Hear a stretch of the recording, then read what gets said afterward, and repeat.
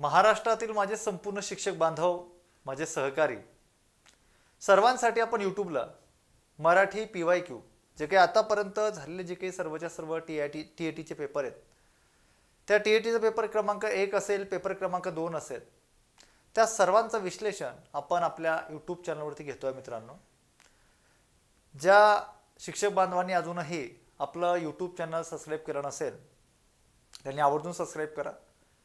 जास्तीत जास्त शिक्षक बांधवांपर्यंत जी काही आपलं यूट्यूब चॅनलची लिंक असेल, जी काही माहिती असेल ती पोहोचवा, जेणेकरून सर्वांना या सिरीजचा खूप मोठ्या प्रमाणामध्ये फायदा घेता येईल। कारण की मी सुद्धा तुमचा सहकारी आहे, माझं सुद्धा DED आहे, ओके। त्यामुळे खूप चांगल्या पद्धतीने ह्या सर्व गोष्टी तुमच्यापर्यंत मी पोहोचवणार आहे। जर तुमची संपूर्ण खूप मोठ्या प्रमाणामध्ये खूप चांगल्या पद्धतीने बऱ्याच विद्यार्थ्यांचे जर त्या ठिकाणी मला कॉल्स आले तर आपण सर्व विषयांसाठी एक बॅच निश्चित त्या ठिकाणी तयार करूयात। जर तुमची इच्छा असेल, अतिशय मिनिमम फी मध्ये, अतिशय माफक फी मध्ये मला काही फोन आले आहेत, म्हणून मी या लेक्चरमध्ये ही शब्द किंवा या पद्धतीने तुमच्या समोर मांडतोय। तर बऱ्याच विद्यार्थ्यांची म्हणजे काही विद्यार्थ्यांची इन्क्वायरी आपल्याकडे झाली आहे, पण काही विद्यार्थी अजून येणे अपेक्षित आहे। तर त्यामध्ये आपण सर्व विषय घेऊयात, मराठी, इंग्रजी, त्याच्यानंतर बालमानसशास्त्र, जीकेचा काही पार्ट असेल, मॅथ रिजनिंगचा पार्ट असेल, जो पार्ट आपला जो अभ्यासक्रमामध्ये पार्ट आहे तो संपूर्ण पार्ट इथं आपण क्लिअर करून घेऊयात, ओके। नमस्कार, मी लक्ष्मण चौधरी, सर्वांचं लक्ष मराठी ऑनलाईन प्लॅटफॉर्मवर सहर्ष स्वागत आहे। बघा, जाऊया आजचा आपला जो आधी जो पेपर आपण घेतला 2013चा घेतला होता, आता 2014चा या लेक्चरमध्ये आपल्याला क्लिअर करून घ्यायचा आहे। बघा, पहिला प्रश्न होता वाक्यांच्या प्रकारावरती विचारलेला होता। प्रश्न काय, माधव भित्रा नाही या वाक्याचे अर्थ न बदलता होणारे होकारार्थी वाक्य कोणते। आता प्रश्न काय विचारलेला आहे तुम्हाला, वाक्यांच्या प्रकारावरती तर आहे, पण प्रकारावरती कसा आहे तर तो रूपांतरणावरती आहे। म्हणजे ज्या घटकावरती प्रश्न विचारला ना त्या घटकाचा अभ्यास आपला असणं महत्त्वाचं आहे। रूपांतरण म्हणजे काय असतं मित्रांनो, तर रूपांतरण अशा पद्धतीने केलं जातं की वाक्यामध्ये दिलेलं जो काही त्या ठिकाणी वाक्य दिलं त्या वाक्यामध्ये आलेला जो काही अर्थ आहे, अर्थ न बदलता, ओके, अर्थ न बदलता ती रचना त्या पद्धतीने आपण करत असतो। मग आता माधव भित्रा नाही म्हणजे आपल्याला दिलेल्या वाक्याचं होकारार्थी वाक्यामध्ये रूपांतर करायला सांगितलंय। मग आपल्याला हा जो अर्थ आहे तो अर्थ जशाच्या तसा ठेवायचा आहे। मग माधव भित्रा नाही म्हणजे वाक्यातला जो काही आलेला नकार आहे तर तो नकार आपल्याला काढून टाकायचा आहे। मग आता काय, माधव भित्रा आहे हे तर आपल्याला वाक्याचा अर्थ बदलून चालणार नाही। तिथं पहिल्या वाक्यामध्ये सांगितलं जातंय की माधव भित्रा नाही, मग आपल्याला वाक्यातला जो काही अर्थ आहे तो बदलण्याचा अधिकार अजिबात नाही। मग आता माधव भित्रा नाही म्हणजे माधव काय असणार आहे तर माधव शूर असणार आहे। मग अशा प्रकारच्या वाक्याचं जेव्हा तुम्ही एका वाक्याचं म्हणजे नकारार्थी वाक्याचं होकारार्थी करताय किंवा होकारार्थी वाक्याचं नकारार्थी करताय, त्यावेळेस तुम्हाला काय करावं लागतं की दिलेल्या वाक्यामध्ये जो काही शब्द आलेला आहे तर त्या दिलेल्या शब्दाचा जो विरुद्धार्थी शब्द आहे तर तो विरुद्धार्थी शब्द घ्यायला लागतो आणि दिलेल्या शब्दाचं त्या ठिकाणी काय करायला लागतं तर त्या दिलेल्या वाक्याचं म्हणजे रूपांतरण करावं लागतं। मग आता इकडं आपल्याला पहिला वाक्य होतं माधव भित्रा नाही, या भित्राच्या विरोधामध्ये कोणता शब्द आला तर शूर आला, म्हणजे वाक्यामध्ये आलेला जो काही नकार होता तो निघून गेला, त्याच्याऐवजी आहे हे होकारात्मक होकारदर्शक क्रियापद त्यामध्ये समाविष्ट झालं आणि जो अर्थ आहे तो मूळचा जशाच्या तसा अर्थ त्यामध्ये समाविष्ट झाला। ही वाक्य रूपांतरणाची पद्धत आहे। म्हणजे तुम्ही उद्गारार्थी वाक्याचं विधानार्थी बनवा, प्रश्नार्थी वाक्याचं विधानार्थी बनवा किंवा कोणत्याही प्रकारातल्या वाक्याचं तुम्हाला जेव्हा रूपांतरण करायचं आहे तेव्हा रूपांतरण करताना याच गोष्टी तुम्हाला लक्षात घ्यायला लागतात, ओके। म्हणजे अशा पद्धतीने या सर्व कन्सेप्ट आपण इथे क्लिअर करतो। त्याच्यानंतर नंबर 2 आहे की पिसू या शब्दाचे योग्य अनेक वचन कोणते। आता अनेक वचन म्हटल्यानंतर वचन विचार हे चॅप्टर अगदी सर्वांनी अभ्यासलं असेल। आता वचन विचार म्हटल्यानंतर उ कारांत, बरोबर, आता दिलेला जो काही नियम आहे तर दीर्घ उ आहे। उ कारांत दिलेल्या शब्दाचं जेव्हा अनेक वचन तुम्ही करताय तेव्हा त्या ठिकाणी वा कारांत होत असते, अशा पद्धतीचा तो नियम आहे। त्याला काही अपवादात्मक बाबी सुद्धा आहेत, काही अपवादात्मक गोष्टी सुद्धा आहेत, तर ते बॅचमध्ये मी तुम्हाला सांगणार आहे। पण आपला आत्ताची कन्सेप्ट, आताचा नियम काय की उ कारांत, कारांत म्हणजे काय की जो मूळ शब्द दिला असतो किंवा जे काही त्या ठिकाणी मूळ नाम आलेलं असतं त्याच्या शेवटी जो स्वर त्यामध्ये समाविष्ट आलेला असतो ना किंवा समाविष्ट झालेला असतो ना त्याला कारांत म्हणतात। कारांत म्हणजे आपल्या भाषेमध्ये लक्षात ठेवा, संपूर्ण शिक्षक बांधवांना माझं सांगणं आहे की आपल्या भाषेमध्ये आवर्जून लक्षात ठेवा, कारांत म्हणजे शेवट। मग त्याच्यामध्ये त्या पिसू स मध्ये उ आलेला आहे, बरोबर ना, दीर्घ उ आलेला आहे. मग त्याच्या कारांत काय होत असतं तर वा कारांत होत असते. म्हणजे उ निघून जाणार आहे आणि त्याच्यानंतर पिसुवा हे तर काही येऊ शकत नाही, पिसे येऊ शकत नाही, तर पिसवा हे त्याचं योग्य उत्तर असणार आहे. कारण की उ निघून गेल्यानंतर वा कारांत त्याचं रूपांतरण होत असतं.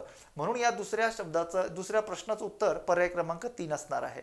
माझं विश्लेषण एकदम साध्या सोप्या सरळ शब्दांमध्ये सर्वांना समजेल अशा पद्धतीने आहे. त्याच्यानंतर नंबर 3 मध्ये आता थोडं जाहिरातीवरती बोलतो. जाहिरातीवरती बोलणं सुद्धा महत्वाचं आहे की नेमका हा आपला उपक्रम कशा पद्धतीने सुरू आहे.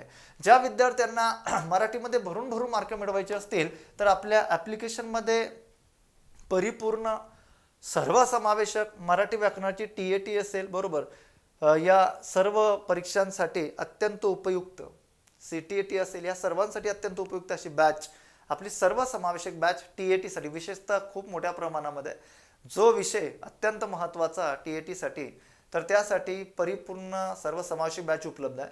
आणि मगाशी मी जे बोललो, ज्या विद्यार्थ्यांना सर्व विषय हवे असतील त्याने आवर्जून मला कॉल करा किंवा मला मेसेज करा व्हॉट्सअपला. माझा नंबर हा आहे 9096755652. ओके, तर त्यामध्ये आपण बालमानसशास्त्र सुद्धा घेणार.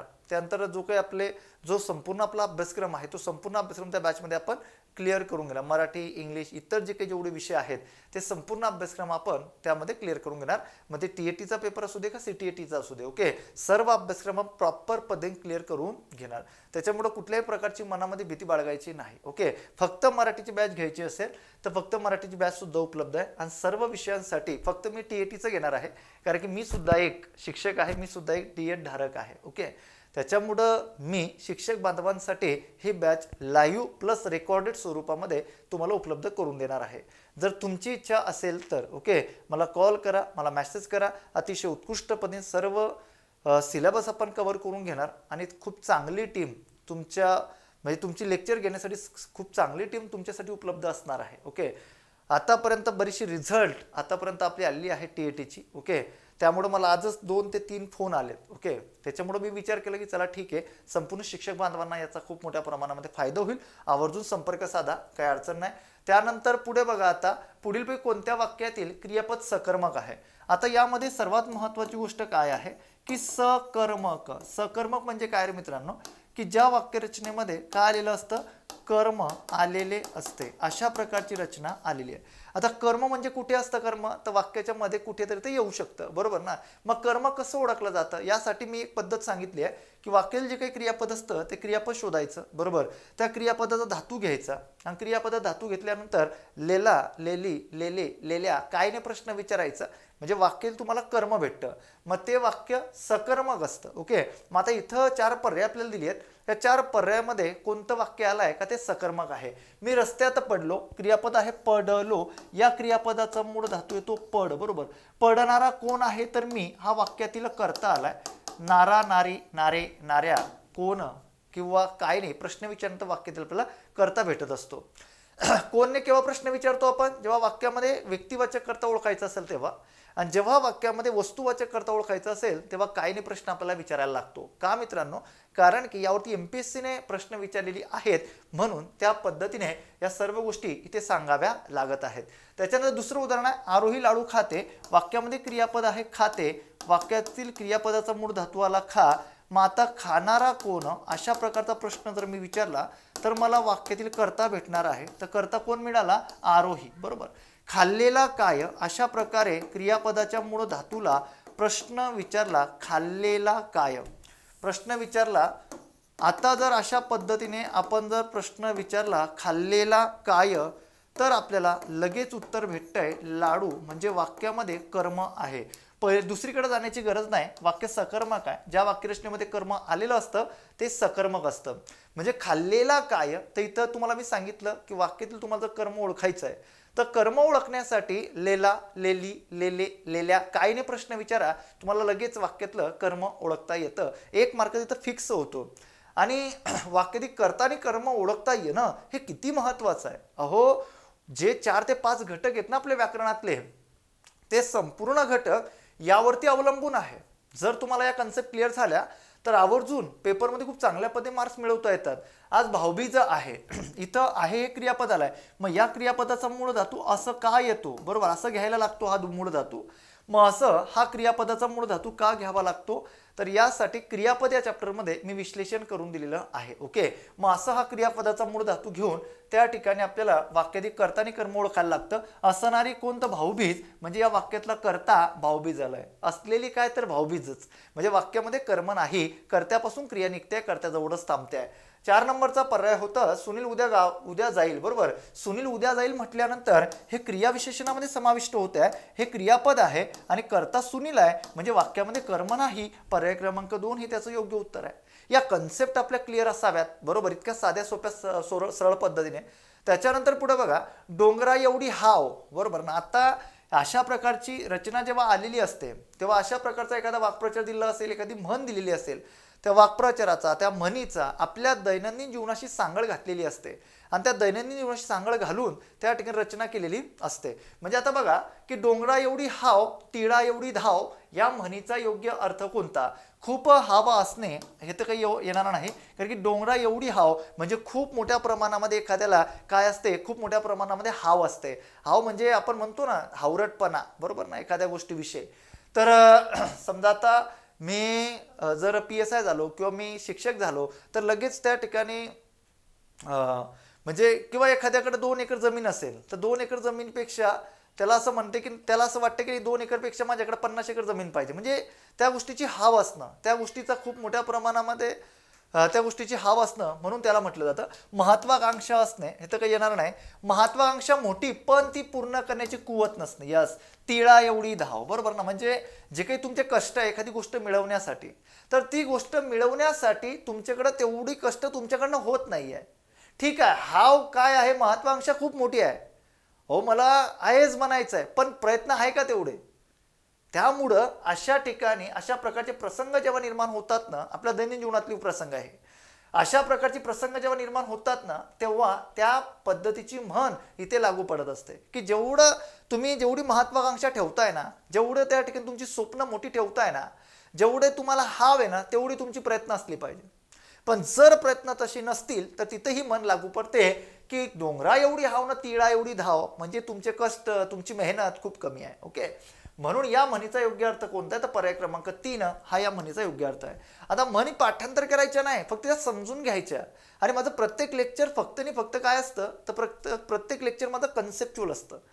मी पाठांतर कधीच करायला सांगत नाही, कधीच पाठांतर करू नका ना. व्याख्या पाठांतर करा ना, समानार्थी शब्द ना, विरुद्धार्थी ना, म्हणी ना, वाक्प्रचार समजून घ्या आणि आपलं जे दैनंदिन जीवन आहे त्याच्याशी ती सांगड घाला, संपला विषय. याच्या व्यतिरिक्त काय नाहीये. त्याच्यानंतर कोणी कोणा हसू नये या वाक्यातील अधोरेखित सर्वनामाचा प्रकार कोणता. आता कोणी कोणास याला अधोरेखित केलेला आहे. ओके, प्रश्नार्थक म्हटल्यानंतर पहिल्यांदा सर्वात महत्वाची गोष्ट प्रश्नचिन्ह यायला पाहिजे होतं. दर्शक सर्वनाम म्हटल्यानंतर तुम्हाला सर्वांना माहिती आहे की जवळची, बरोबर ना. त्याच्यानंतर दुसरी महत्वाची गोष्ट दूरची, अशा प्रकारची वस्तू दर्शवण्यासाठी त्या सर्वनामाचा वापर केला जातो. म्हणजे हा, ही, हे, तो, ती, ते, अशा प्रकारे, बरोबर ना. म्हणजे इथं तर त्या ठिकाणी सर्वात महत्वाची गोष्ट काय आहे की पर्याय क्रमांक 2 हा तर काही येऊ शकत नाही. संबंधित सर्वनाम म्हणजे काय की दर्शक सर्वनामाचा संबंध ज्या सर्वनामाने दर्शविला जातो, बरोबर. मग संबंधित सर्वनामे कोणकोणती आहेत मित्रांनो, तर जो, जी, जे, ज्या, अशा प्रकारची जी सर्वनामे आहेत यांना मराठीमध्ये संबंधित सर्वनामे म्हणतात. म्हणजे जो अभ्यास करेल तो शिक्षक होईल, अशा पद्धतीने, म्हणजे जो तो, बरोबर. मग आता जेव्हा त्या ठिकाणी जो तो अशा प्रकारची जोडी निर्माण होते ना, त्याला तुम्ही दर्शक सर्वनाम म्हणू शकत नाही. त्याला एक वेगळ्या प्रकारची संकल्पना आहे, त्याला अनुसंबंधित सर्वनाम म्हणून ओळखलं जातं. म्हणून त्या ठिकाणी संबंधित सर्वनाम हा पर्याय येऊ शकत नाही.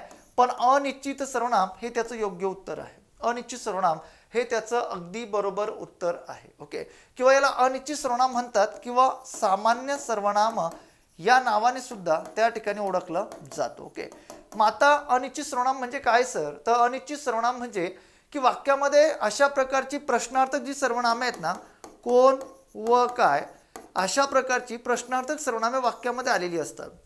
पण त्या वाक्यरचनेच्या शेवटी काय येत नाही, तर अशा प्रकारची सर्वनामे वाक्यरचनेमध्ये आल्यानंतर त्या वाक्यरचनेच्या शेवटी प्रश्नचिन्ह येत नाही. मग प्रश्नचिन्ह जर येत नसेल तर त्याला मराठीमध्ये काय म्हणतात, तर अनिश्चित सर्वनाम म्हणून त्याची ओळख आहे. ओके, म्हणजे तिथं वाक्याच्या शेवटी प्रश्नचिन्ह येत नाही, तेव्हा त्याला काय म्हणतात, तर अनिश्चित सर्वनाम म्हणतात. आणि ती सर्वनामे कुणासाठी आलेली आहे, काही निश्चित नसते. अशा प्रकारची रचना त्यामध्ये समाविष्ट होत असते. कोणी कोणास हसू नये म्हणजे आता कोणी कोणास आलेलं आहे वाक्यामध्ये, पण वाक्यरचना शेवटी प्रश्नचिन्ह आलेलं नाही. आणि दुसरी एक महत्वाची गोष्ट की ते कोणी कोणास कुणासाठी आलाय काही निश्चित नाहीये, म्हणून पर्याय क्रमांक 4 हे त्याचं योग्य उत्तर आहे. ओके, त्याच्यानंतर पुढे जाऊया. 6 नंबरचा प्रश्न आहे बघा, पुढीलपैकी गुणविशेषणाचे उदाहरण कोणते. आता गुणविशेषण म्हटलं तर माहिती असावं, विशेषणाचे मुख्य 2 प्रकार तुम्हाला सर्वांना माहिती आहे, सिद्ध विशेषण, साधित विशेषण. सिद्ध विशेषणाचे 3 उपप्रकार येतात.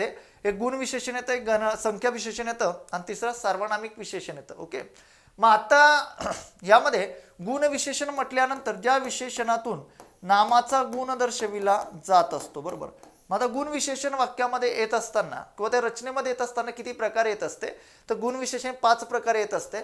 म्हणजे कशा पद्धतीने, काही गुण विशेषणातनं रंगाचा बोध होत असतो, बरोबर. काही गुण विशेषणे त्या ठिकाणी त्यातनं स्वभाव प्रकट करत असतात. काही गुण विशेषणे येताना त्या ठिकाणी दर्जा सांगितला जातो त्या गुण विशेषणातनं, बरोबर. त्याच्यानंतर नंबर 4 मध्ये तुम्ही आलात ना, तर नंबर 4 मध्ये चव त्यामध्ये सांगितलेली असते आणि नंबर 5 मध्ये आकार सांगितलेला असतो. म्हणजे अशा प्रकारचा अर्थबोध जी शब्द करून देत असतात ती संपूर्ण शब्द काय म्हणून आलेली असतात, ती संपूर्ण शब्द गुण विशेषण म्हणून आलेली असतात. जेव्हा तुम्हाला पेपरमध्ये प्रश्न विचारला जातोय तर यावरती असणार आहे. मग आता इथं सर्व मुली म्हटल्यानंतर हे अनिश्चित संख्या विशेषण आहे, कारण की नेमक्या संख्येचा बोध होत नाही म्हणून अनिश्चित आहे. खूप लोक ही सुद्धा अनिश्चित आहे, कारण की नेमक्या संख्येचा बोध होत नाही. काळा कुत्रा, आता काळा कुत्रा म्हटल्यानंतर रंगाचा वापर तिथे झालेला आहे. मी तुम्हाला सांगितलं की जिथं रंग आलेला असेल ते सुद्धा गुण विशेषण आलेलं असतं. या 5 प्रकारे इथं मराठीमध्ये गुण विशेषणाचा समावेश होत असतो मित्रांनो. मग अशा प्रकारे गुण विशेषण तर ओळखायला लागतं. दोन्ही भाऊ म्हटल्यानंतर हेही त्यामध्ये येऊ शकत नाही, हे त्यामध्ये समाविष्ट होऊ शकत नाही, कारण की या 5 प्रकारे जिथं जिथं समावेश होतो तिथे या सर्वच्या सर्व गोष्टींचा समावेश त्यामध्ये केला जातो. हा 6 नंबरचा प्रश्न. 7 नंबरचा प्रश्न बघा, सारे बळ एकवटून त्याने आकाशात झेप घेतली. आता सर्वात महत्वाची गोष्ट एक आहे की जेव्हा त्या ठिकाणी आपण साधा वर्तमान काळ, साधा भूतकाळ, साधा भविष्यकाळ या 3 गोष्टींच्या बाबतीत जर कंपॅरिझन केलं तर मी लेक्चर घेतो, बरोबर. हे म्हटल्यानंतर साध्या वर्तमान काळामध्ये ही रचना आहे. मी लेक्चर घेतले त्या ठिकाणी साध्या भूतकाळाची रचना आहे. मी लेक्चर घेईन हे साध्या भविष्य काळामध्ये त्याचा समावेश आहे. म्हणजे एक गोष्ट तुमच्या निदर्शनास आलेली असणार आहे की मी लेक्चर घेतो म्हटल्यानंतर आता क्रिया सुरू आहे किंवा क्रिया आता काही सेकंदानंतर सुरू होते आहे, बरोबर. त्यानंतर मी लेक्चर घेतले, काही वेळेपूर्वी क्रिया संपली आहे. त्यानंतर मी लेक्चर घेईल म्हणजे काही वेळेनंतर क्रिया सुरू होणार आहे. म्हणजे अशा पद्धतीने 3 काळांमध्ये हे उदाहरण आलेलं असतं. मग आता इथं रचना काय आहे की सारे बळ एकवटून त्याने आकाशात झेप घेतली, म्हणजे काही काळापूर्वी क्रिया घडून गेलेली आहे. म्हणजे इथं रचना काय आहे की जिथं ला किंवा क्रियापद शेवटी ली आणि त्याच्यानंतर ले अशा प्रकारची जर प्रत्यय जुडलेली असतील, अशी फ्लोचार्ट किंवा शॉर्टकट ट्रिकची नोट्स लवकरच आपल्या ॲप्लिकेशनमध्ये उपलब्ध होणार आहे आणि तुम्हाला या सर्वतोपरी सर्व समावेशक नोट्स तुम्हाला उपलब्ध करून दिल्या जाणार आहेत. त्यामुळं कुठेही वेळ न लावता लवकरात लवकर निर्णय घ्या आणि आपल्या तयारीला सुरुवात करा, बरोबर. लक्ष मराठी अकॅडमी सोबत. आता बघा अशा पद्धतीने या ठिकाणी क्रियापदाच्या शेवटी लालेले आलं तर काही विचार करायचा नाही. वर्तमान तर येऊ शकत नाही, भविष्य येऊ शकत नाही, म्हणून पर्याय एकच आहे, फक्त पर्याय क्रमांक 1. इतकी सोपी प्रश्न आपल्याला पेपरमध्ये विचारली जातात मित्रांनो. त्याच्यामुळं त्या ठिकाणी अजिबात टेन्शन घ्यायची गरज नाही. ओके, त्यामुळं एकदम बिनधास्त चांगल्या पद्धतीने कन्सेप्ट क्लिअर केल्या तर तुम्हाला TAT पास होणं अजिबात अवघड नाही. त्याच्यानंतर बघा, आई म्हणाली इच्छा असो नसो प्रपंच मांडला की माणूस आपोआप स्वार्थी होतो, बरोबर. या वाक्यात किती विराम चिन्हे आली आहेत. आता विराम चिन्हे किती तुम्हाला सर्वांना माहिती आहे. म्हणजे आता विराम चिन्हे हा जो पार्ट आहे तर हा पार्ट कुठनं आलाय, तर विराम चिन्हे हा घटक आपल्याला कुठनं मिळालेला आहे तर तो इंग्रजीतून मराठीमध्ये समाविष्ट करण्यात आलाय आणि त्यावरती तुम्हाला प्रश्न विचारलेला आहे की किती आली त्या वाक्यामध्ये. आता पहिला आलेला आहे स्वल्पविराम, बरोबर. हा तर सर्वांना माहिती आहे. दुहेरी अवतरण चिन्हामध्ये हे दुहेरी अवतरण चिन्ह सुद्धा एक काय आहे, विराम चिन्ह आहे, बरोबर. 2 झालीत. त्याच्यानंतर इकडं हे 3 आहे, बरोबर. संयोग चिन्ह जिथं शब्दांना त्या ठिकाणी जोडलं जातं, बरोबर. त्याच्यानंतर त्या ठिकाणी 3 झाले. पुन्हा स्वल्पविराम घेऊ नका. आणि त्याच्यानंतर शेवटी आलेला आहे तो म्हणजे पूर्णविराम. ओके, म्हणजे 4 विरामचिन्हाचा समावेश इथं करण्यात आलेला आहे. अशा पद्धतीचे प्रश्न सुद्धा तुम्हाला तिथे विचारली जाऊ शकतात. आता काही जण म्हणतील की सर इथं पुढं प्रश्नचिन्ह आलाय त्याची आपल्याला काउंटिंग करायची नाहीये, त्याचा समावेश आपल्याला त्या वाक्यामध्ये करायचा नाही, फक्त आपल्या वाक्यामध्ये किती आली आहे तेवढी मोजायची आहेत. तर वाक्यामध्ये किती आली आहेत तर 4 आली आहेत. अशा पद्धतीने त्याच्यानंतर पुढचा प्रश्न आहे बघा, पुढीलपैकी प्रत्यय जोडून तयार झालेला शब्द ओळखा. आता प्रत्यय म्हटल्यानंतर प्रत्ययाचे प्रकार हे आपल्याला माहिती असावेत, बरोबर ना. म्हणजे कृत प्रत्यय, काही तद्धित प्रत्यय, अशा प्रकारे प्रत्ययाचे प्रकार आहेत. मग कृत प्रत्यय कोणती असतात, तद्धित प्रत्यय किंवा शब्द साधिते काय कन्सेप्ट आहे, तर या सर्वच्या सर्व गोष्टी बॅचमध्ये मी सांगितलेल्या आहेत, एकदम डिटेल घेतलेल्या आहेत. जेवढं आपल्याला त्या ठिकाणी परीक्षेच्या दृष्टिकोनातून महत्त्वाचं आहे किंवा इथं मला मर्यादा असतात, पूर्ण प्रश्न इथं मला कव्हर करायचे असतात, तेवढी प्रश्न घेऊन त्या ठिकाणी पुढे मी मार्गस्थ होत असतो. मग आता बघा की इथं 4 पर्याय दिले आहे. उपहार म्हणजे हा जो शब्द तयार झालाय ना, तर हा शब्द तयार होताना तो कशा पद्धतीने तयार झालेला आहे ही गोष्ट आपल्याला क्लिअर असावी. तर तो तयार होताना उप अधिक हार अशा पद्धतीने तो तयार झालाय. नंबर 2 मध्ये अवजड म्हणजे अव अधिक जड अशा पद्धतीने शब्द बनलाय. तर प्रतिकार प्रति आणि त्याच्यानंतर पलीकडे आहे कार आणि त्याच्यानंतर पुढे जर आपण लक्षात घेतलं तर झुपकेदार म्हटल्यानंतर काय तर झुपका, बरोबर ना, अधिक त्या ठिकाणी दार. आता या सर्वांमध्ये तुम्हाला फरक काय वाटतोय ते त्या ठिकाणी आपल्याला समजणं महत्वाचं आहे. आपल्याला विचारलं की प्रत्यय जुळून तयार झालेला शब्द, मग जेव्हा एखाद्या नामाला प्रत्यय जुळतं किंवा एखाद्या सर्वनामाला प्रत्यय जुळतं किंवा एखाद्या शब्दाला प्रत्यय जेव्हा जुळतं तेव्हा त्या ठिकाणी एक सर्वात महत्त्वाची गोष्ट असते की तो जो मूळ शब्द असतो तर तो मूळ शब्द असतो त्याला प्रत्यय जोडलं जातं. ओके, आणि प्रत्यय कुठे जोडत असतं तुम्हाला सर्वांना माहिती आहे. प्रत्यय कधीच समोरून जोडलं जात नाही. जे प्रत्यय जुळतं ना मित्रांनो, तर ते प्रत्यय जे एखादा मूळ शब्द असेल ना त्या मूळ शब्दाच्या नंतरून ते जोडले जाते. ते कधीही समोरून जोडले जात नाही. जे समोरून जोडून येते ना, जेव्हा त्या ठिकाणी ते समोरून जोडून आलेलं असतं ना, एखाद्या नामाच्या किंवा एखाद्या शब्दाच्या समोरून जेव्हा त्या ठिकाणी एखादं अक्षर जुळतं तर त्याला प्रत्यय म्हटला जात नाही, तर त्याला मराठीमध्ये म्हटलं जातं उपसर्ग. इतक्या सोप्या साध्या सरळ कन्सेप्ट आपल्याला इथं अभ्यासायच्या. मग आता इथं जर आपण लक्षात घेतलं की हार म्हटल्यानंतर याला उप जुडलेला आहे, मग उप जुडलेला आहे ते प्रत्यय नाही, ते उपसर्ग आहे. त्यानंतर जड म्हटल्यानंतर त्याला अव जुडलेला आहे, हे सुद्धा उपसर्ग आहे. कार म्हटल्यानंतर त्याला प्रति जुडलेला आहे, म्हणजे हे सुद्धा उपसर्ग आहे, प्रत्यय नाही, बरोबर. त्याच्यानंतर झुपका म्हटल्यानंतर हा मूळ शब्द आहे, त्याला नंतर दार हे प्रत्यय जुडलेलं आहे. म्हणजे हा जो शब्द आला शेवटचा पर्याय क्रमांक 4, तर हा काय आहे तर हा प्रत्यय घटित आहे.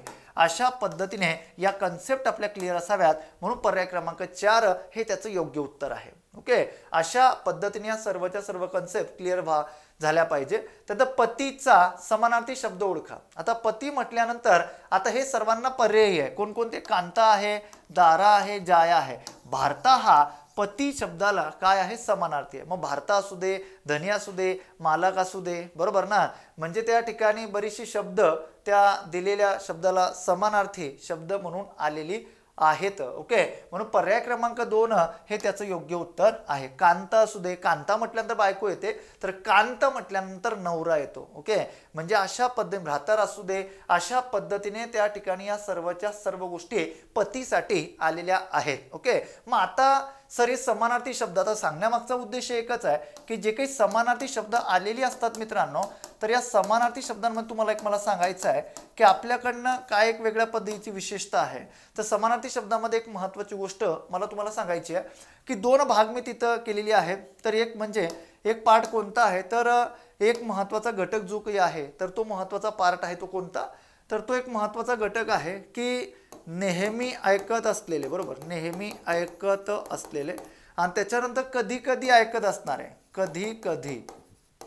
ओके, कधी कधी त्या ठिकाणी आपण ऐकत असू तर ते समानार्थी शब्द. म्हणजे अशा पद्धतीने नेहमी ऐकत असणारे आणि कधी कधी ऐकत असणारे जे काही समानार्थी शब्द आहे, तर अशा पद्धतीने या दोघांमध्ये जो काही फरक आहे तर तो असा आहे. म्हणजे नेहमी ऐकत असणे त्याला तुम्ही अजिबात आता अभ्यास करू नका. जेव्हा तुम्ही कधी कधी जी शब्द तुम्ही ऐकताय ती शब्द फक्त तुम्हाला काय करायची आहे तर अभ्यासायची आहे मित्रांनो. म्हणजे अशा पद्धतीची नोट्स आपली लवकरच तुम्हाला उपलब्ध होणार आहे. ओके, म्हणून समानार्थी शब्द याची जी काही भीती असेल काही जणांना तर ती काढून टाका, टेन्शन घेऊ नका. 11 नंबरचा प्रश्न आहे, शुद्ध शुद्ध शब्द एक प्रश्न या घटकावरती सुद्धा विचारला जातो. आता जनरली आता चालीरीती म्हटल्यानंतर हा शब्द तर काही येऊ शकत नव्हता, त्याच्यानंतर हाही शब्द येऊ शकत नव्हता. या दोघांमध्ये बऱ्याच विद्यार्थ्यांना कन्फ्युजन असेल, बरोबर. आता मी तुम्हाला सांगतो की 60 ते 70% विद्यार्थ्यांनी चालीरीती ह्या प्रश्नाचं उत्तर हे दिलं असेल, पण ते चुकीचं आहे. शुद्ध शब्द रीती म्हटल्यानंतर र ला नेहमी पहिली विलांटी येत असते. आता रीती हा शब्द अशा पद्धतीने जरी चालीरीती म्हटल्यानंतर अशा पद्धतीने तो का लिहिला गेला, कारण की मराठीमध्ये याचे काही नियम आहेत की कुठे दीर्घ विलांटी दिली पाहिजे, कुठे ह्रस्व विलांटी दिली पाहिजे. तर याचे जे काही नियम आहेत ते नियम मी आपल्या बॅचमध्ये घेतलेली आहेत की जेणेकरून तुमचा 1 मार्क शुद्ध शब्द आणि अशुद्ध शब्द यावरती अजिबात जायला नको. ओके, अशा पद्धतीने 12 नंबरचा प्रश्न आहे मित्रांनो. बघा, खालीलपैकी अर्थाच्या दृष्टीने गटात न बसणारा शब्द, गटात न बसणारा. आता बघा, समाजामध्ये अशा प्रकारचे जे काही गुण आहेत तर अशा प्रकारचे गुण खूप मोठ्या प्रमाणामध्ये आपल्याला दिसत असतात. आता या सर्व गोष्टींना हे जे काही गुण तुम्हाला दिसत असतील म्हणजे ते गुण नाही आहे, तर त्या ठिकाणी तो अहंकार आहे. म्हणजे घमेंड, एखाद्या गोष्टीचा गर्व, एखाद्या गोष्टीचा अहंकार किंवा अहंता म्हणतो आपण त्याला, बरोबर. तर हे माणसाला दैनंदिन जीवनामध्ये ज्यांनी अशा पद्धतीने या गोष्टीचं हे केलं तर ती सर्वच्या सर्व लोक म्हणजे त्यांना त्या ठिकाणी दुःख, खूप मोठ्या प्रमाणात दुःख सहन करावं लागतं. ओके, म्हणजे अशा पद्धतीने घमेंड नको, कुठल्या गोष्टीचा गर्व नको, कुठल्या गोष्टीचा अहंकार नको. तर आता इथं जर आपण लक्षात घेतले, खालील पुढीलपैकी अर्थाच्या दृष्टीने गटात न बसणारा शब्द ओळखा. मग आता घमेंड, गर्व, अहंता किंवा अहंकार ही सर्वच्या सर्व विशेषणामध्ये त्याचा समावेश तुम्ही करू शकता. पण सर्वात महत्त्वाची गोष्ट काय आहे, डोलदारपणा म्हटल्यानंतर हे येऊ शकत नाही, कारण की याचा समावेश तुम्ही व्याकरणिकदृष्ट्या नामामध्ये तुम्हाला करता येणार आहे. म्हणून तो वेगळा कशा पद्धतीचा आहे, तर तो गटात न बसणारा पर्याय क्रमांक 3 आहे. मग तो का 3 आहे याचं विश्लेषण मी तुम्हाला इथं करून देतो आहे. ओके, अशा पद्धतीने 12 नंबरचा प्रश्न. 13 नंबरचा प्रश्न आहे, कोणालाही कळू न देता या शब्द समूहासाठी योग्य शब्द कोणता. आता बघा, ही जी सिरीज आहे आपल्या यूट्यूब चॅनलवरती, तर ही सिरीज आता अविरत सुरू राहणार आहे. ज्या शिक्षक बांधवांनी अजूनही आपलं यूट्यूब चॅनल सबस्क्राईब केलं नसेल त्यांनी आवर्जून सबस्क्राईब करा. तुम्हाला या संधीचा, या संपूर्ण सिरीजचा खूप मोठ्या प्रमाणामध्ये फायदा होणार आहे. ओके, बघा आता इथं या शब्द समूहासाठी योग्य शब्द कोणता, तर बिन तक्रार तर काही येऊ शकत नाही. बिन बोभाट, आता हे त्याचं योग्य उत्तर असणार आहे की कोणालाही कळू न देता या शब्द समूहासाठी योग्य शब्द ओळखा. की कोणालाही कळू न देता म्हणजे त्याला काय म्हटलं तर बिन बोभाट, काहीच बोलायचं नाही, कोणालाच कळू द्यायचं नाही याविषयी. समजलं का? अशा पद्धती. मग अशा वेळेस काय म्हटलं त्याला, तर बिन बोभाट म्हटलं जातं. समजलं का? त्यानंतर पर्याय क्रमांक 3 आहे बिन चोक, त्या बिनधास्त, हे सर्वांना परिचित आहे, ते काही येऊ शकत नाही. अशा पद्धतीने प्रश्न खूप अवघड असतात, अशातला प्रकार नाही. आता इथे आता हा प्रश्न वाचल्यानंतर बऱ्याच विद्यार्थ्यांना कुठेतरी म्हणजे काय म्हणतो आपण त्याला, कुठेतरी 100% इथं मार्क जाण्याची दाट भीती किंवा दाट शक्यता विद्यार्थ्यांना वाटली असेल की बँकेतील हिशोबात गडबड झाल्याचे मॅनेजरला कळाल्याने तेथील कारकुनाने टिंबटिंब योग्य वाक्यप्रचार वापरून वाक्य पूर्ण करा, अशा प्रकारची उदाहरणं आपल्याला आलेली असतात. मग आता बघा, तोंड घशी पाडणे हे तर काही येणार नाही, कारण की एखादा मुद्दा जेव्हा सांगितला जातो, एखादी गोष्ट जेव्हा सांगितली जाते समोरच्या व्यक्तीकडनं ती गोष्ट पूर्ण केली जात नाही, तेव्हा अशा प्रकारचा वाक्प्रचार तिथे लागू पडत असतो की तू मला तोंड घाशी पाडशील, बरोबर ना, किंवा तू मला तोंड घाशी पाडलं. अशा पद्धतीने की मी तिकडं त्यांना आत्मविश्वास दिला होता, त्यांना मी या सर्व गोष्टी सांगितल्या होत्या, पण तू त्या गोष्टी केल्या नाहीस. ओके, तोंडात शेण घालणे हे तर येऊ शकत नाही. तुम्हा सर्वांना चांगल्या पद्धतीने माहिती आहे की तोंडात शेण घालणे कोणत्या याच्यासाठी ते वापरता येईल. तोंड काळे करणे हे त्याचं योग्य उत्तर आहे, कारण की जेव्हा अशा प्रकारचा काळा बाजार होतोय, बरोबर, तेव्हा त्या ठिकाणी अशा प्रकारचा वाक्यप्रचार तिथं योग्य ठरणार आहे की तोंड तुझं तिकडं काळं कर, म्हणजे तू इथनं निघून जा. ओके, अशा पद्धतीने त्या ठिकाणी या सर्व गोष्टी क्लिअर करता येणार आहे. तोंडचे पाणी पडणे हेही नाही. तोंडचे पाणी पडणे म्हणजे काय, अत्यंत भीती वाटणे, खूप मोठ्या प्रमाणामध्ये भीतीचं जे काही वातावरण आहे ते वातावरण निर्माण होणं, म्हणून त्या ठिकाणी पर्याय क्रमांक 3 हे त्याचं योग्य उत्तर आहे. 15 नंबरचा प्रश्न आहे, तिने पतीला मोठ्या पानावर आंबोळ्या वाढल्या या वाक्यातील अधोरेखित अव्यय कोणत्या प्रकारचे आहे. आता तुम्हाला सर्वांना माहिती आहे पानावर म्हटलंय तिथं, बरोबर ना. मग पानावर म्हटल्यानंतर क्रियाविशेषण तर काही येऊ शकत नाही, कारण क्रियाविशेषण म्हटल्यानंतर तिथे महत्त्वाची गोष्ट काय असते, क्रियेचा बोध होतो. काय होत असतो, क्रियेचा बोध खूप मोठ्या प्रमाणामध्ये होत असतो, बरोबर ना. म्हणजे ज्या क्रिया विशेषण अव्यय म्हणजे काय की ज्या वाक्याच्या रचनेतून क्रियेबद्दल अधिक माहिती जिथे सांगितली जाते आहे त्याला म्हटलं जातं क्रिया विशेषण अव्यय, बरोबर.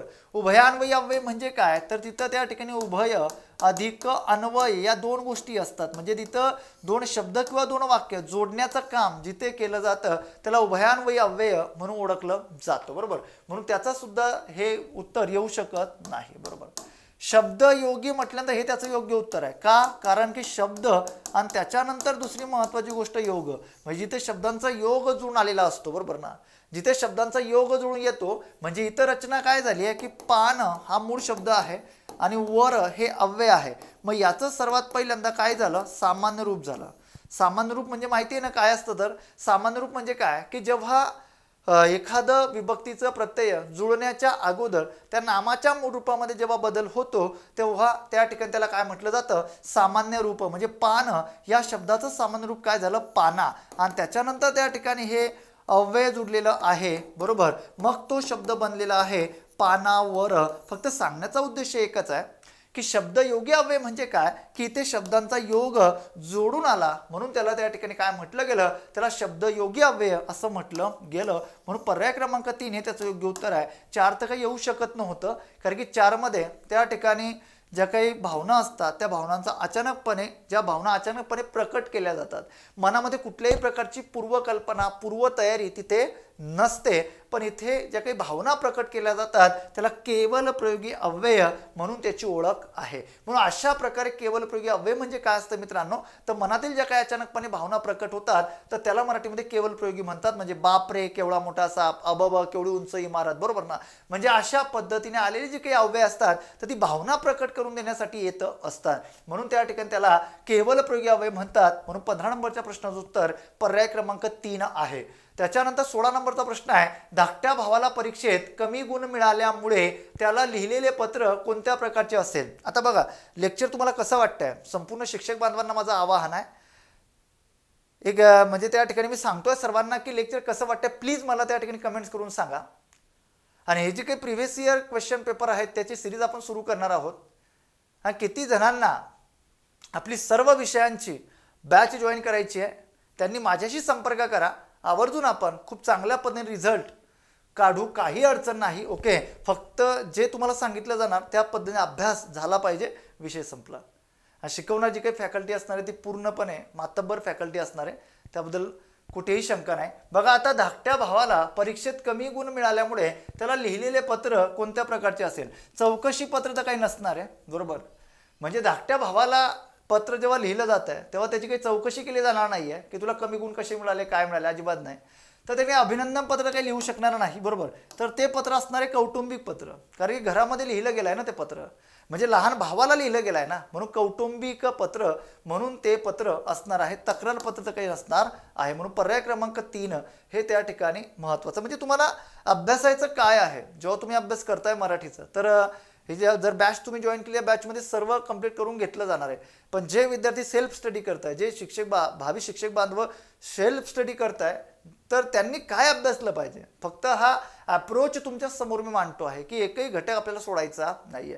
तरी मी आता 10 प्रश्न घेतलेले नाही, म्हणजे 5 गद्य उत्तराची आणि 5 पद्य म्हणजे पोयमची कवितेची जी काही 5 प्रश्न आहे तर ते मी घेतलेले नाही. ते मी सेपरेट लेक्चर पुढच्या याला घेणार. ते बॅचमध्ये मी सांगणार आहे की उतारा कसा सोडवावा, काय करावं, तर एकही मार्क तुमचा तिथं जाणार नाही.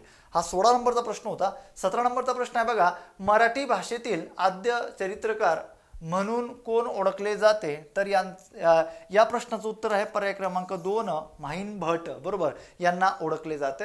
त्याच्यानंतर पुढे आहे बघा, पुढीलपैकी पुल्लिंगी शब्द ओळखा. आता पुल्लिंगी शब्द म्हटल्यानंतर तुम्हाला सर्वांना माहिती असावं पुल्लिंगी म्हटल्यानंतर काय की त्या ठिकाणी जेव्हा तुम्हाला पुल्लिंगी शब्द ओळखायला सांगितलेला असतो तेव्हा तो या सर्वनामाचा एकदम ढोबळ मानाने सांगतोय तो या सर्वनामाचा वापर तिथे जर केला तर लवकरात लवकर आपल्याला पुल्लिंगी याचा म्हणजे पुल्लिंगी शब्द लवकर ओळखता येतो. आणि जर तुम्हाला स्त्रीलिंगी ओळखायचं असेल तर स्त्रीलिंगी ओळखताना त्या ठिकाणी ती या सर्वनामाचा वापर करायचा आणि त्याच्यानंतर नपुसकलिंगी ओळखताना तुम्हाला ते या सर्वनामाचा वापर करायचा आहे. म्हणजे पुल्लिंग, स्त्रीलिंग आणि नपुसकलिंग, बरोबर. अशा पद्धतीने हे तिघच्या तिघ नामाचे जे काही लिंग आहेत ते ओळखताना या तिघांचा वापर जर केला तर लवकर आपल्याला उत्तर मिळत असतं. म्हणजे जर त्या ठिकाणी आपण बघितलं की ग्रंथ, आता जर आपण लिहिलं तर तो ग्रंथ, अशा पद्धतीने याचा अर्थ होणार. त्यानंतर पोथी, ती पोथी, अशा पद्धतीने त्याचा अर्थ येणार. ओके. पुस्तक, आता पुस्तक म्हटल्यानंतर ते पुस्तक, ते पुस्तक, अशा पद्धतीने. म्हणजे तुमच्या लक्षात आलं असेल की उत्तर नेमकं कोणतं आहे. वही, ती वही, अशा पद्धतीने. म्हणजे तुमच्या लक्षात आलेलं असणार की कोणत्या पद्धतीचं उत्तर इथं आलेलं आहे. तर आता इथं सर्वात महत्त्वाची गोष्ट, पर्याय क्रमांक 1 हे त्याचं योग्य उत्तर आलेलं असणार आहे. तो ग्रंथ, तो ग्रंथ म्हटल्यानंतर काय आलेलं असणार आहे, तर तो ग्रंथ म्हटल्यानंतर तो पुल्लिंगी आहे, म्हणून पर्याय क्रमांक 1 हे त्याचं योग्य उत्तर आहे. त्याच्यानंतर 19 नंबरचा प्रश्न आहे, केशव कुमार या टोपण नावाने लेखन करणाऱ्या लेखकांचे नाव काय. आता जे काही त्या ठिकाणी आपल्याला पर्याय क्रमांक 1 प्रल्हाद केशव अत्रे यांना केशव कुमार म्हणून ओळखलं जातं. त्याच्यानंतर पुढे केशवसूत कुणाला ओळखलं जातं, त्याच्यानंतर त्या ठिकाणी कुसुमाग्रज कुणाला ओळखलं जातं, बरोबर. त्याच्यानंतर बरीचशी त्या ठिकाणी थोर लेखक आहेत, थोर साहित्यिक आहेत, त्यांच्या टोपण नावांचा अभ्यास सुद्धा आपल्याला बॅचमध्ये करावा लागतो. कारण मित्रांनो त्यांच्यावरती सुद्धा एक प्रश्न विचारला जातो, बरोबर. म्हणजे विवा शिरवाडकर असतील, बरोबर, राम गणेश गडकरी असतील, बरोबर. म्हणजे यांच्यावरती प्रश्न तुम्हाला परीक्षेमध्ये येतो म्हणजे येतो. ओके. त्याच्यानंतर पुढे आहे 20 नंबरचा प्रश्न, पुढीलपैकी कोणता वर्ण कठोर वर्ण आहे. आता बघा, तुम्हाला जेव्हा परीक्षेमध्ये प्रश्न विचारला जातो तेव्हा फक्त आणि फक्त कठोर कोणती, मृदू कोणती, अनुनासिके कोणती, जर या सर्वच्या सर्व गोष्टी लक्षात ठेवायच्या असतील तर फक्त आणि फक्त 5 जे काही व्यंजनं आहेत ती फक्त लक्षात ठेवायची. गट म्हटल्यानंतर क, च, ट, त आणि प, या 5 व्यंजनांचा समावेश इथं केला जातो. मग आता हा पहिला जो गट येतो हा कठोर व्यंजनांचा येतो. ओके. दुसरा जो येतो तो दुसरा मृदू व्यंजनांचा येतो, म्हणजे कठोर व्यंजने. ओके. त्याच्यानंतर इकडे येताना मृदू व्यंजने. ओके. त्याच्यानंतर इकडे येत असताना अनुनासिके. अशा पद्धतीने या सर्वांचा समावेश होतो. म्हणजे क गटामध्ये कोणती येतात मग, तर क गटामध्ये येताना क, ख, इकडे येताना ग, घ, बरोबर. आणि इकडे येत असताना वाङ्मयाचा. त्याच्यानंतर इकडे येताना च, छ, ज, झ. याला काय म्हणतात, बरेच जण त्याला त्र म्हणतात, काही जणी न म्हणतात, तर त्याला य म्हणतात संस्कृत मधला. ओके. कारण त्याचा उच्चार नासिकेतून केला जातो आहे म्हणून त्याला य म्हणतात, य. ओके. त्याच्यानंतर पुढे आहे ट, बरोबर. इकडे येताना ठ, त्यानंतर ड, ढ, न बाणाचा त, थ, द, ध. इकडे येताना हा न, प, फ, ब, भ आणि इकडे येताना म. अशा पद्धतीने ही संपूर्ण व्यंजने आपल्याला लक्षात ठेवायला लागतात किंवा ठेवता येतात. मग उरलेली कोणकोणती, तर यांचा सुद्धा समावेश होऊ शकतो. य, त्याच्यानंतर ल, व, बरोबर. त्याच्यानंतर इकडे श, श, स, ह, ळ, श क्षत्रियाचा, ज्ञ ज्ञानाचा. अशा पद्धतीने ही संपूर्ण व्यंजने, सर्व समावेशक व्यंजन तुम्ही लक्षात ठेवू शकतात. फक्त कोणती व्यंजन लक्षात राहायला पाहिजे, ही 5. ही 5च व्यंजन तुम्हाला लक्षात ठेवायची आहे. संपूर्ण व्यंजन लक्षात ठेवता येतात. आता कठोर व्यंजने म्हणा किंवा त्याला कठोर वर्ण म्हणा, मराठीमध्ये कठोर व्यंजने किती, कठोर वर्ण किती, तर लक्षात ठेवा मित्रांनो. कठोर व्यंजने किंवा कठोर वर्ण मराठीमध्ये किती आहेत, तर 13 आहेत. तर ती कोणकोणती, त्यामध्ये तिघांचा सुद्धा समावेश त्यामध्ये होत असतो. ओके. म्हणजे श असेल, श शहामुर्ग्याचा, षटकोनाचा, स समईचा, एकूण 13 जे काही कठोर व्यंजन आहे, कठोर वर्ण आहे मराठीमध्ये समाविष्ट आहेत. मग आता इकडं जर आपण लक्षात घेतलं तर हा पर्याय इथं डबल झालाय, तर तो भ आहे. मग आता इथं कोणता आलेला आहे, तर प आलेला आहे. क, च, ट, त, प. म्हणजे प हे कठोर वर्ण म्हणा किंवा कठोर व्यंजन म्हणा, अशा पद्धतीने या सर्व गोष्टींचा अभ्यास आपल्याला करावा लागतो आणि या कन्सेप्ट आपल्याला प्रॉपर पद्धतीने क्लिअर झाल्या पाहिजे. आता अशा पद्धतीने आपण जे काही प्रश्न विश्लेषण घेतलं, तर प्रश्न विश्लेषण पेपर 1चं होतं. ओके. लवकरच भेटूया पुढच्या लेक्चरला. आणि जर ज्या विद्यार्थ्यांना बॅच जॉईन करायची आहे त्याने आवर्जून मला मेसेज करा व्हॉट्सअपला किंवा संपर्क साधा, काही अडचण नाही. ओके. तुम्हाला बॅच कधीपासून सुरू करायची हे अजून ठरलेलं नाही. तुम्ही ज्या पद्धतीने रिस्पॉन्स करणार त्या पद्धतीने बॅचचं शेड्यूल आपण जे काही आहे ते डिसाईड करूया. आणि बॅचचं सुरू तुम्हाला मी सांगितलं लाईव्ह प्लस रेकॉर्डेड असणार आहे. रोज लाईव्ह लेक्चर तुम्हाला अटेंड करता येणार आहे. ज्या विद्यार्थ्यांना अटेंड करता आलं नाही तर त्या विद्यार्थ्यांसाठी नंतर ते लेक्चर बघता सुद्धा येणार. ती बॅच लाईव्ह प्लस रेकॉर्डेड आहे, म्हणजे ते लेक्चर तुम्ही नंतरही बघू शकतात. आता बऱ्याच विद्यार्थ्यांचं सांगणं असतं की सर बॅच व्हॅलिडिटी कधीपर्यंत असते. तर मित्रांनो, जोपर्यंत परीक्षा येत नाही तोपर्यंत बॅच व्हॅलिडिटी ठेवूया आपण, काय अडचण नाही, किंवा अमर्याद बॅच व्हॅलिडिटी ठेवूया, काय अडचण नाही, जोपर्यंत परीक्षा पास होत नाही तोपर्यंत. ओके, कारण की मीच सुद्धा तुमचा एक सहकारी आहे, मी सुद्धा डीएड एक शिक्षक आहे. ओके, सर्वांना धन्यवाद. जय हिंद, जय महाराष्ट्र.